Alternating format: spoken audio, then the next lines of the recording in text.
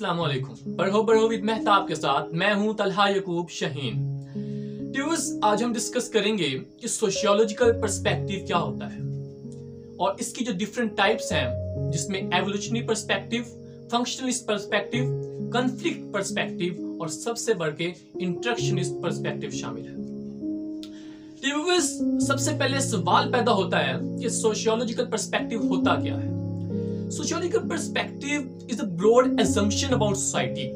कि आप मुआशरे के बारे में, सोसाइटी के बारे में क्या एज्यूम करते हैं, क्या सोचते हैं मुआशरे के बारे में, इसको सोशियोलॉजिकल पर्सपेक्टिव कहते हैं। व्यूअर्स, हर शख्स का किसी भी चीज को देखने का अंदाज जो होता है वो उसका डिफरेंट होता है, उसका वे ऑफ थिंकिंग वो बिल्कुल उससे डिफरेंट होता है दूसरे शख्स से।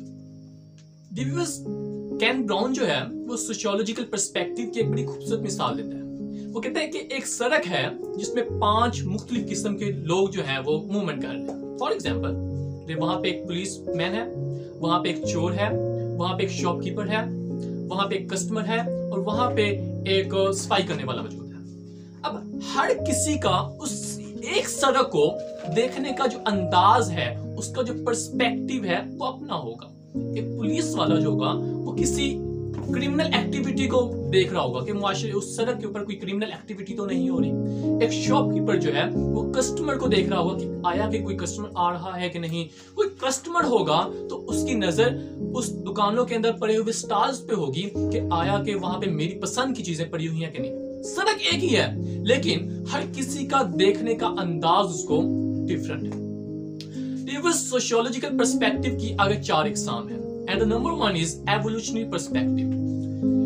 एवोल्यूशनरी पर्सपेक्टिव के अंदर हम ये चीज स्टडी करते हैं कि मुआशरा जो है या सोसाइटी जो है वो हाउ इट ओरिजिनेटेड, कि मुआशरा किस तरीके से ओरिजिनेट हुआ, शुरू हुआ और किस तरीके से टाइम टू टाइम वेरी करते हुए वो एक डेवलप फॉर्म के अंदर तब्दील हो गया। तो अगर आज मुआशरा तरक्की कर रहा है तो इसको भी स्टडी करेंगे कि मुआशरा किस तरीके से तब्दीली कर रहा है, इसको हम एवोल्यूशनरी पर्सपेक्टिव के अंदर स्टडी करेंगे। And number 2 is functionalist perspective. मिशोनिस्ट के बकौल फंक्शनलिस्ट पर्सपेक्टिव जो है ये थीरीज को डेवलप करने का एक ऐसा फ्रेमवर्क है जिसके अंदर हम किसी भी मुआशरे को एक कॉम्प्लेक्स स्ट्रक्चर के तौर पे देखते हैं, जिसके अंदर मुख्तलिफ जो कंपोनेंट्स हैं मुआशरे के या मुख्तलिफ जो ग्रुप्स हैं वो मिलके मुआशरे की जो वर्किंग है, सोसाइटी की जो वर्किंग है उसको पॉसिबल करते हैं।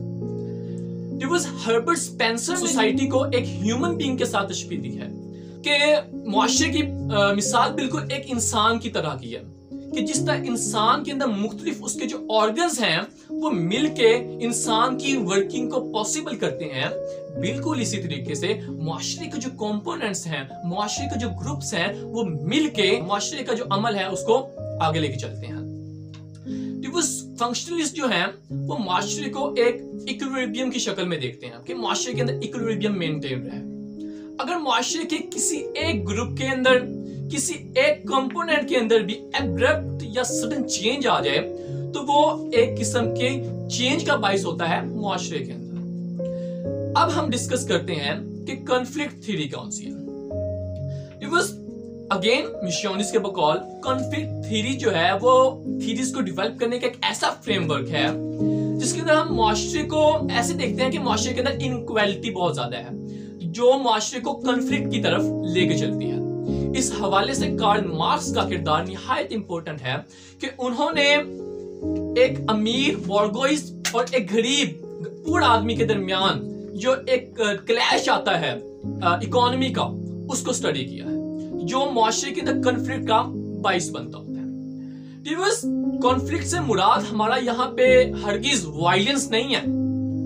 कॉन्फ्लिक्ट से मुराद वो अनासिर हैं जो मुआशरे की स्मूथ वर्किंग को डिस्टर्ब करते हैं। फॉर एग्जांपल, आपका स्ट्रेस है मुआशरे के अंदर किसी भी किस्म का कॉन्फ्लिक्ट है तो वो मुआशरे को एक किस्म का स्टैग्नेंट कर देते हैं। तो उस स्टैग्नेंट से बचाने के लिए हम कॉन्फ्लिक्ट थ्योरी को स्टडी करते हैं।